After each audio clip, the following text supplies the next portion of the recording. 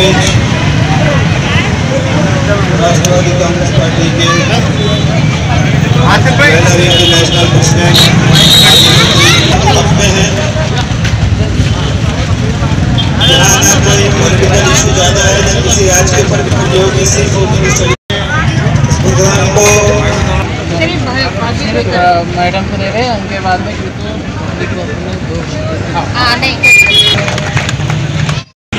इसी तरह से मेरा सरकार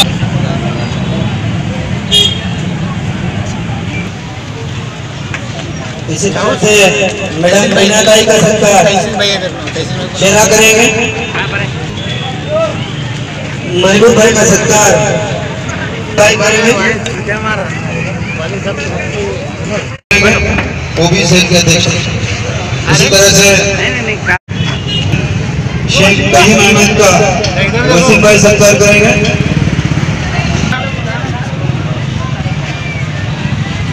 अलीसा बाजी का सरकार मोहम्मद आसिफ करेंगे। छावनी वालों का सरकार इब्राहिम अख्तर का सरकार मोहम्मद आसिफ करेंगे। सूत्र संचार हमारे आवेश भाई करेंगे।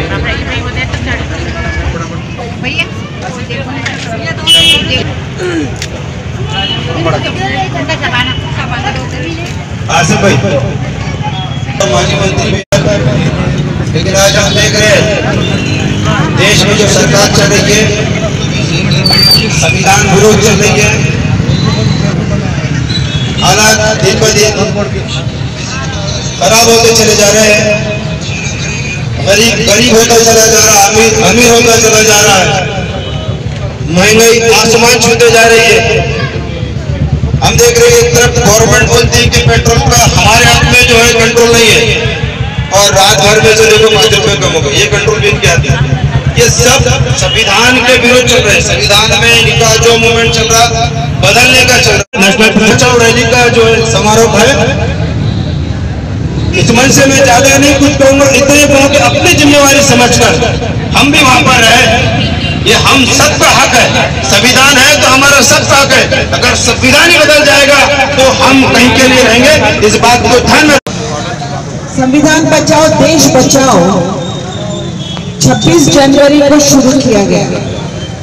पवार साहब, शरद पवार साहब ने एक सेव द कॉन्स्टिट्यूशन मार्च ये मुंबई में निकाली, और उसमें सभी पार्टियों के लोग शामिल हुए। सभी जो कर्मचारी पार्टियां हैं जो इसी तरह सोचती हैं कि इस मुल्क में सभी बराबरी से रहना चाहिए और जातीयवाद नहीं होना चाहिए, धर्मनिरपेक्षता होनी चाहिए, ऐसी सभी पार्टियां इस मार्च में शामिल हुई।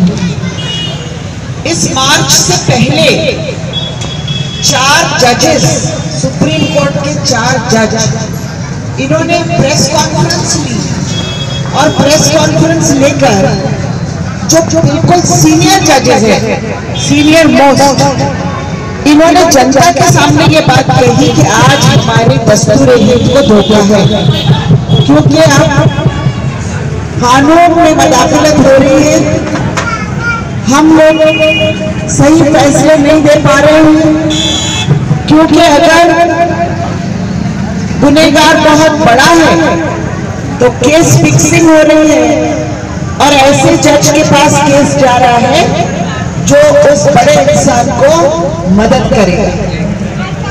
और ये बात किसी आम आदमी की या किसी पॉलिटिकल पार्टी की बात नहीं है, ये जुडिशरी के ही 4 सीनियर मोस्ट जजेस जिन्होंने बड़े बड़े केसेस में इंसाफ अच्छी तरह दिया है इस मुल्क में, ऐसे लोगों ने ये बात कही। और इसके बाद ये मुल्क में एक बात शुरू हो गई कि सच में ये सरकार दस्तूर हिंद को बदलने की कोशिश कर रही है। भले ही उसकी सेक्शन बदलने के लिए अभी आगे नहीं बढ़ी, लेकिन उनकी कार्रवाई जो कुछ खुला बयान दिया कि हम संविधान बदलने के लिए ही इस मुल्क में सरकार बनाई गई। आज वो संविधान इसलिए नहीं बदल पा रहे हैं कि राज्यसभा में उनका बहुमत नहीं है, अगर राज्यसभा में उनको मेजॉरिटी मिल जाती है तो वो आसानी से इस मुल्क में हिंदू राष्ट्र बना दे सकते हैं। और जिस दस्तूर हिंद ने हमको, ये मुल्क हमारा मुल्क है, ये अधिकार, ये हक दिया है, ये मुल्क मेरा है, ये मुल्क आपका है, ये मुल्क हम सबका है, ये मुल्क हिंदू का भी है, मुसलमान का भी है, सिख का भी है, ईसाई का भी है, और इस मुल्क में हम सब बराबरी के हकदार हैं।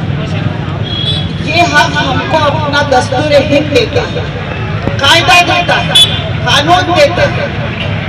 हम किसी के एहसान से यहाँ बराबरी के नहीं है, बल्कि ये जो संविधान है ये हमको ये हक देता है कि हम किसी से छोटे नहीं है, हम किसी से कम नहीं है। लेकिन सरकार का रवैया इस तरह से चल रहा है कि आहिस्ता आहिस्ता कुछ लोगों को बिल्कुल कॉर्नर करके चल रहे हैं, उनके मजहब हुकूक में मदाखलत कर रहे हैं। 3 तलाक का मसला है, सरकार को कोई जरूरत नहीं थी वो काम करने की, लेकिन उन्होंने दूसरी कौमों को, जो लोग इस तरह के ख्यालात रखते हैं, खुश करने के लिए ये काम किया। हमने जोर जोर से पुकारा कि आप मदाखलत नहीं कर सकते हैं शरिया में, ये कॉन्स्टिट्यूशनल नहीं है, एंटी कॉन्स्टिट्यूशनल है, लेकिन तब भी सरकार ने वो कदम उठाया, क्योंकि सरकार को ये करना ही है कि मिनिस्टर जिसका नाम है जयंत सिन्हा, वो मिनिस्टर जो ये मॉब लिंचिंग में, भीड़ तंत्र में जो लोगों को सजा दे दी गई थी, कोर्ट ने उनको सजा सुना दी थी ये मारने के लिए किसी को, झारखंड में जयंत सिन्हा ने उनको हार पहनाकर उनका इस्तेमाल किया।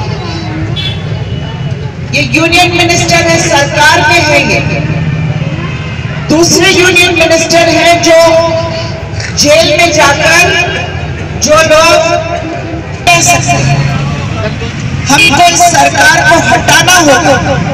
अगर हम इनको नहीं हटाते हैं तो कल हमारे लिए अच्छा नहीं होगा, हमारे बच्चों के लिए ये मुल्क में रहना ठीक नहीं होगा। और इसीलिए पार्लियामेंट में हमारी मेजॉरिटी आना जरूरी है।